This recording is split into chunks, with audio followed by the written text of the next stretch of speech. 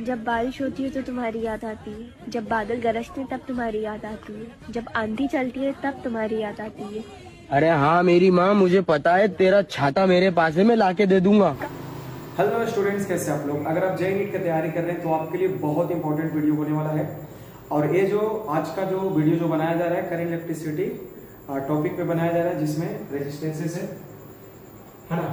तो हम लोग रेजिस्टेंसेस का जो कॉम्बिनेशन पढ़े, दो तरह का कॉम्बिनेशन पढ़े। पहला सीरीज कॉम्बिनेशन और दूसरा क्या है, पैरेलल कॉम्बिनेशन। तो दो दो रजिस्टर लिया गया है, जिनको एक बार सीरीज में कंबाइन किया, दूसरी बार जो है पैरेलल कॉम्बिनेशन में कंबाइन किया गया है। तो दो रजिस्टर इस तरह से अगर सीरीज कॉम्बिनेशन में आता है तो इसका जो आर इक्विवेलेंट जो निकल के आता है, इस सर्किट का जो टोटल रेजिस्टेंस निकल के आता है वो R1 प्लस R2 के बराबर होता है। बस दोनों रेजिस्टेंस को सिंपली आप क्या कर देंगे, जोड़ देंगे यहाँ पे, है ना।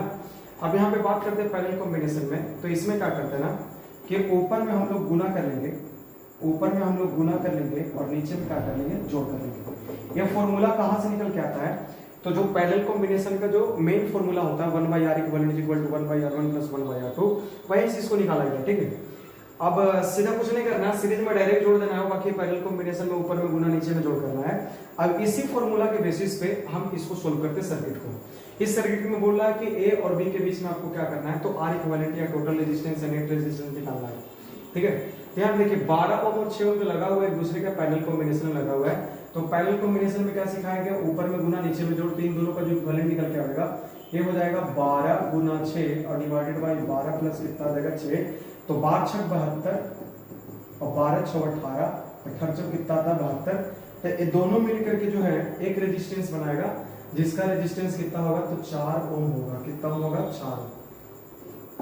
इनके बीच में एक रजिस्टर यहाँ पे लगा, कितना ओम लगेगा, तो 4 ओम। अब देखिए 4 ओम और 4 ओम दोनों सीरीज में है, तो 4 4 क्या हो जाएगा, कितना हो जाएगा, 8 हो जाएगा, क्योंकि सीरीज में डायरेक्टली जो है जोड़ा जाता है। तो 2 मिल करके कितना हो जाएगा, 2 मिल करके 1 हो जाएगा, 4 4 कितना हो जाएगा, तो 8 हो जाएगा, ठीक है।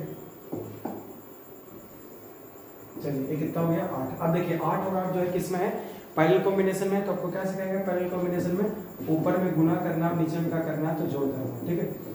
तो ऊपर में कितना आ जाएगा 8 गुना 8, नीचे में कितना आ जाएगा 8 प्लस कितना आ जाएगा 8 हो जाएगा।